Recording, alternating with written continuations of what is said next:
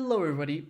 I am Ego, and this is Id, Ego, and Super Ego, except without Id. But today I have Super Ego. Say hi.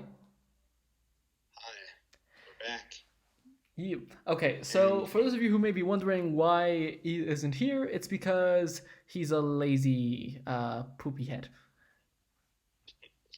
anyway, let's do the topic introduction today. I feel I have a good vibe about how I can say this. I mean, generally speaking, that's not your job, it's my job, and it's my whole pride and purpose in life, but sure, you can say it. Here you go, why I ask and not demand. Well, to be very brief, since Eid is not here, I have decided to take control. This is a mutiny. Today we will talk about linguistics because I've been reading a lot about Chomsky and Everett, which are two opposing forces in the world of linguistics. So I will really quickly explain like the dialectic between these two characters. So Noam Chomsky, American linguistic, he believes there's this one thing called universal grammar because he sees that every child in the world, no matter from what ethnicity or whatever, they all learn different languages. However, all of these languages follow the same grammatical rules to a certain degree. I'm just gonna mention two. First of all, in most languages, you can't say mistake. You can't say stuff like "eat I yesterday." Yes, like as a question. It's not right grammatically. And then recursion is also something very important in languages. You can go from the house to the house, the big blue house, the big blue and white house, etc., etc. Now the thing is, Everett, the other guy, he was a missionary. I think he's also American. Okay, wait. And Okay, dude, wait. Okay, you just skipped over some very important stuff. yeah, oh, sorry, my bad. Okay, so this is why I should never let you do the introduction. Okay, Yeah, so you get the way. anyway, what like Suedego forgot to mention is that there's this man by name of Daniel Everett. He is a 68-year-old man from the United States, Holtville, California, and he is a professor at Bentley University in cognitive sciences. He is particularly well known because in his young age, he was a Christian missionary who went to the Amazon basins and would try to convert the Piraha people, which is essentially a Native American Native tribe. tribe that had never had any sort of contact with what we consider Western society. And the reason why all of this like stood out as a topic is that as Superego mentioned, he was studying all of this, but also he found a video belonging to TEDx, which for those of you who don't know, TED, the organization that creates a lot of presentations and PowerPoints and like whatever on pretty much any topic that has intellectual relevance. And X being an independently organized event within Pennsylvania. And I may be mistaken, but I think that was in the University of Pennsylvania. I may be wrong. Okay, now you can Penn continue. State, I assume. What? Huh? What?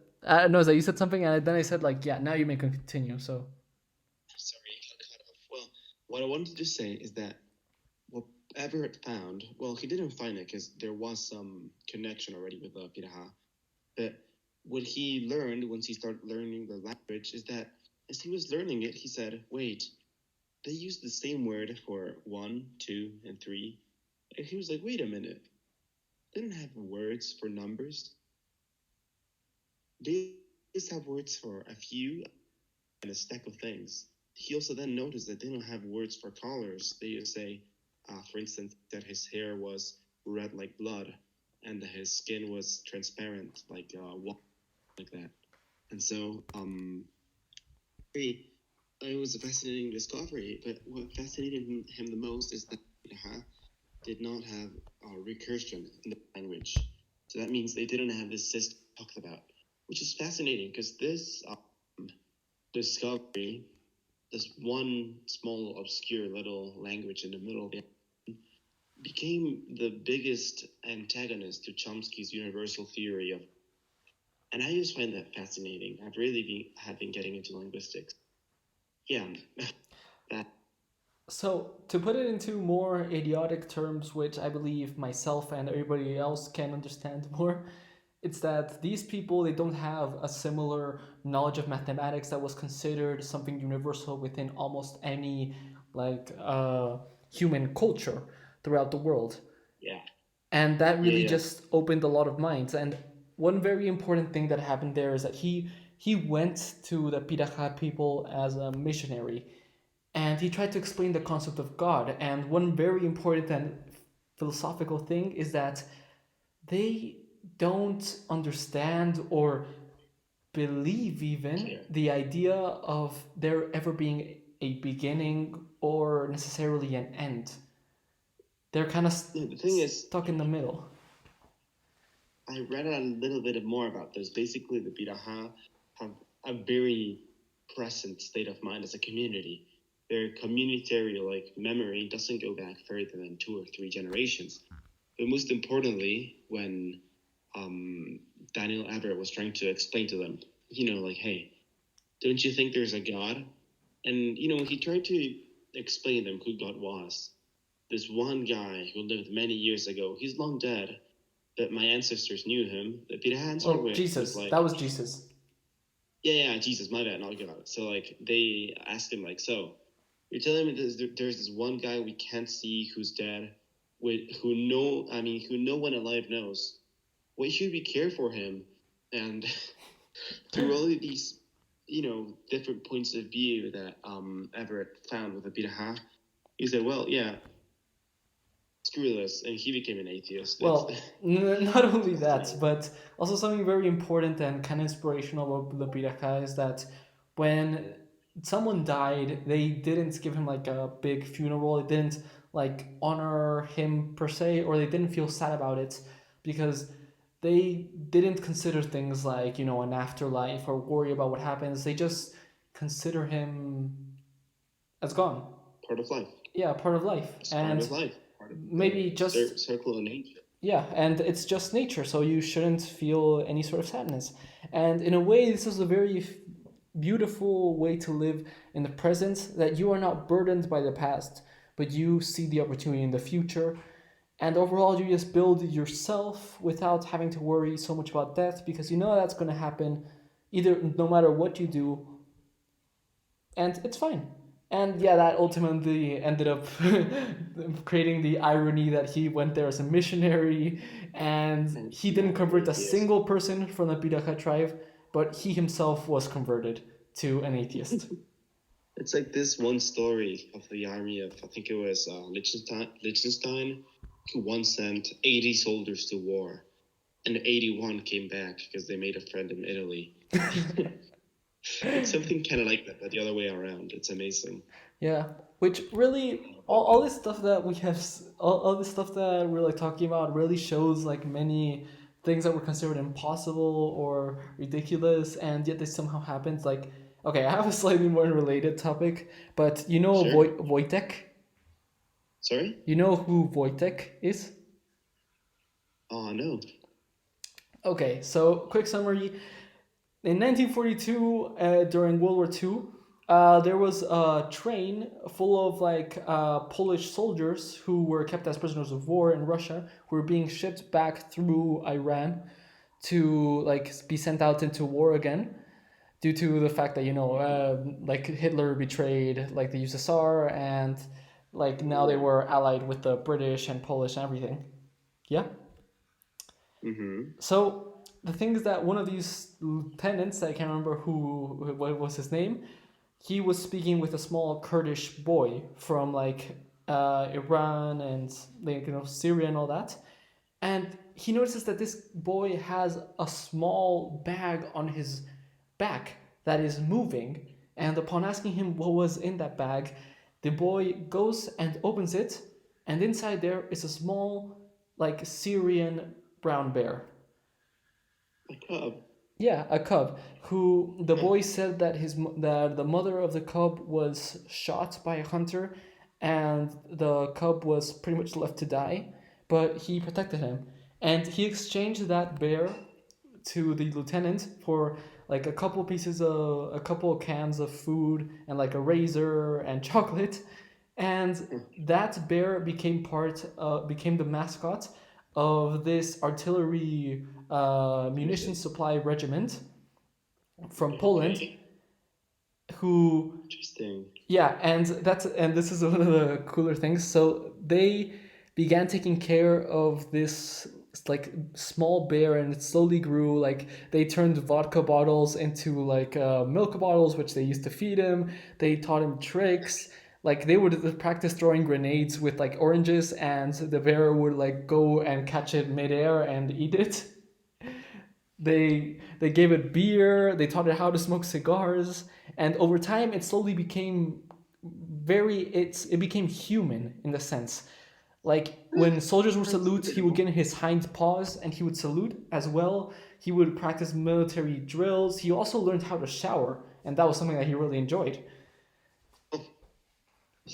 Well, And it learned to act like a human, but being human is far more than just, you know, customary things like showering. well, I mean that may be so, but the thing is that there's also many other important things that happened to him. Like for example, in order and there they were soon deployed from like I think it was Palestine to Spain, if I'm not mistaken.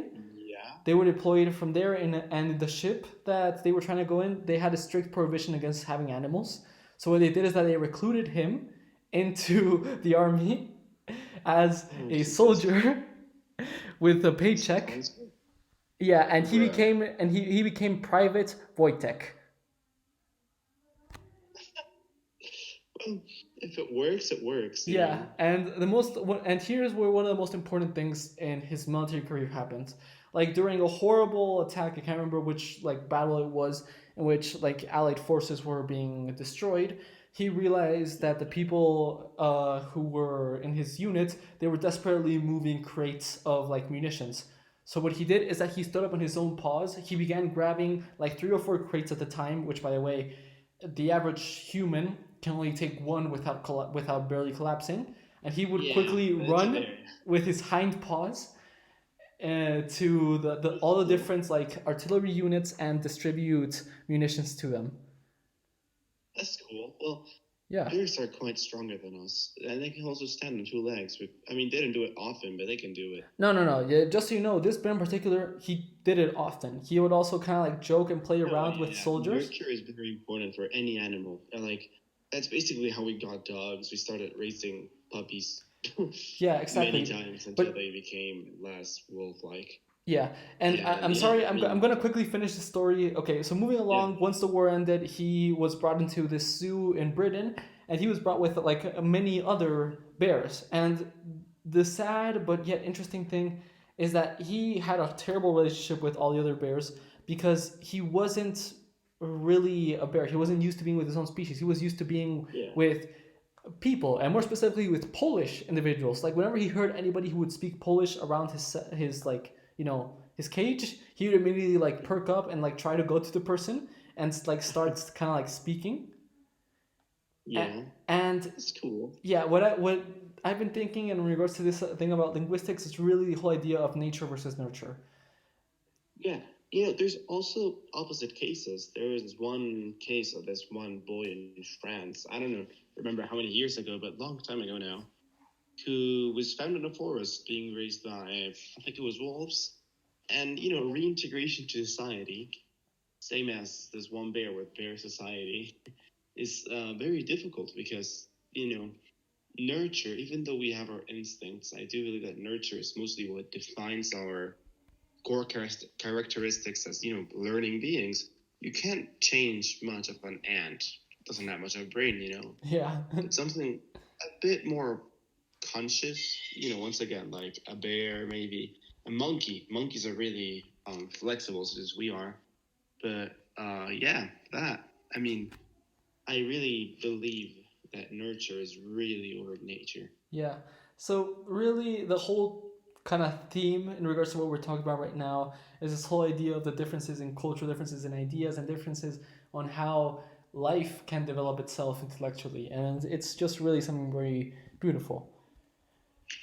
Well, Which also going a little bit into this whole idea of linguistics and like humanities and all that, like Okay, so these people they lived without a clear cut definition of mathematics. Like, of course, they were aware that there were more stuff here or like one stuff in there, but yeah, they really didn't have a whole idea behind this. And I can't help but wonder, what else could be something that we consider for granted that is missing? Like, for example, I know that there's like tribes in like Greenland or like Inuits in like Canada or even just like Russians and near the north who they have like 60 different well no, probably not that much, so I think like 30 or so Words different for words sound. for like similar shades of blue.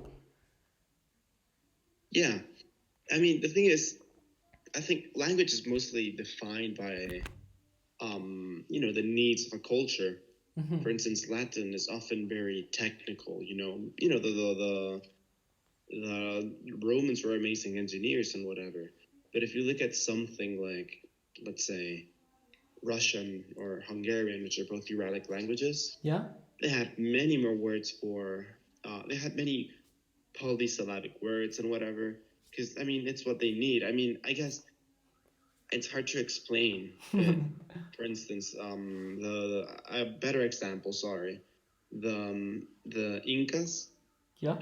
the Quechua language had like, I mean, there's like they had like 400 different types of potatoes, and they had a name and definition for each one of them, a special word for each one of them, not just green potato, purple potato, or whatever. No, that one was, I don't know, A, that one was B, etc. It's fascinating how, well, you could call it the nurture of a culture. How a nation, a culture grows up, defines its traits.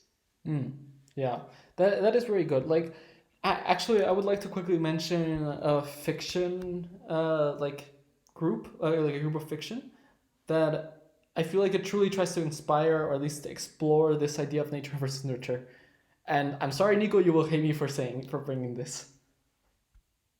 Okay. Warhammer 40K. Oof. Just kidding, just kidding. So, for anyone Go who right doesn't ahead. know that, really there's this big theme. Humanity, we expanded beyond the stars. We worship an emperor who is literally immortal.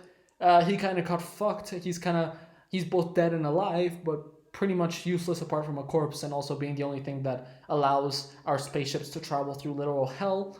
We're being invaded by demons, and aliens are significantly more advanced than us due to the fact that we stick to this weird religion that kind of makes us kill everybody who is smart. And well, Well, anyway, real quick thing, yeah. the whole immortal emperor kind of thing really sounds like a North Korean dream, baby. Like, Oh, just so you know, he actually is immortal. That's the difference. yes, my bad, a supreme leader. Forgive me. And screw that. No, yeah, but the thing is that even though this entirety like advent of humanity is controlled by this emperor, there's like billions of worlds, each one with their own specific like circumstances that define certain points of culture. Like for example, there's one which has a kind of similar Khan-based society under the idea that it's one large like supercontinent in which most of like the coastal areas tend to be inhospitable for half of the year, and they are focused within certain planes that are shifting. As such, due to also like of several thousand years ago, they ended up getting horses. They ended up developing said horses and have become mostly like traveling clans who they go around to the areas that have fertile land that is capable of farming wheat. Terrible land. Yeah, arable land that they're capable of like getting wheat. But also, there's one that is particularly one of my favorites, and I'm sorry if I'm taking way too long, but That's all okay. right. So there's this world called Mordian, and it's a tidally locked world. You know what that means? Landlocked, you mean, or what? No, tidally locked. It just means that it doesn't spin. Oh, okay. It's kind of like the So moon. there's no not. Oh, that's not good. Oh Well, at yeah, least that the is, atmosphere that is. is horrible. One side of the planet is inhospitable due to the fact that it has been bombarded for for actually millions of Millions of years. years by radiation. Yeah, millions of years worth of radiation from the sun. And the only side that is hospitable is the dark side, which also since it's tidally locked, it doesn't have things like wind or like currents and all that. So the pollution of the cities that are in there are all super concentrated in right on top of them. Okay. So yeah, it's Wouldn't like the uh, wait, sorry, wouldn't like the equator be the most efficient part? I don't mean like the horizontal. I don't know. I know there's no such thing as horizontal on the planet, but you get my point. yeah, I Like the get it. vertical equator be the most efficient place to live in. Where night and day meet.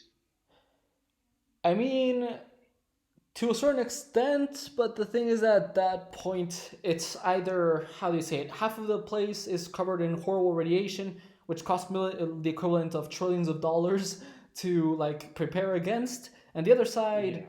I mean, it's just easier to live on the other side. But okay, anyway, in consideration of this, what they end up developing is super-sized cities in there, which quickly grew out of control to the point in which they have billions of people within a landmass that is 3 times smaller than the habitable than like half of Earth. Mm-hmm. Yeah, And that makes and under that same idea, over time they became controlled by a autocratic form of semi-nobility called the tetrarchs. And what they do is that they're in charge of distributing any form of food because they can't produce any due to the small amount of space that they have and extreme amounts of pollution. yeah. They distribute all the food towards the populace and kind of control the small amount of industry that is in there. And Mm-hmm. the only thing that is their salvation from being overrun by billions of people with angry like sticks and swords and guns shooting at them is Mm-hmm. a military police force that they are taught from the age of like 3 that if they step out of the fortresses where they call home, they will get Mm-hmm. brutally executed in like less than 5 seconds and getting eaten by cannibal mobs. Charming. Yeah, and I find really interesting the whole idea that the entire basis and system of order within this like starving world that is constantly auto cannibalizing itself is a police force who they are indoctrinated with the idea that they hate anybody who like their superiors tell them to, or to be more specific, they hate anybody who is a civilian. That sounds awfully like this one Asian country just above North Korea. But hey, I don't know about that. I mean, think about it this way: the people A country who, that starts with C and ends with China. yeah, yeah, but hey, think about it this way. Ironically, that very same police force is the only thing that has been saving the planet from just completely dying out. Because remember that I told you that they get their like food from other worlds. Yeah, off world. Yeah. So the thing is that even though technically speaking, these like tetrarchs are rich for their like own planet, they are generally very poor in comparison to the rest of the known universe, and they pretty much Yeah. rely on like the rest of the empire's welfare on giving them food. And at, normally a planet that is so shitty would normally not receive any sort of help or food or assistance or anything. They would just tell them, you know what, you got yourself into this mess, just die. And if like and if like a bunch of like heretics take over, who deny the existence of the emperor, we'll just bomb the planet until it's not existed anymore.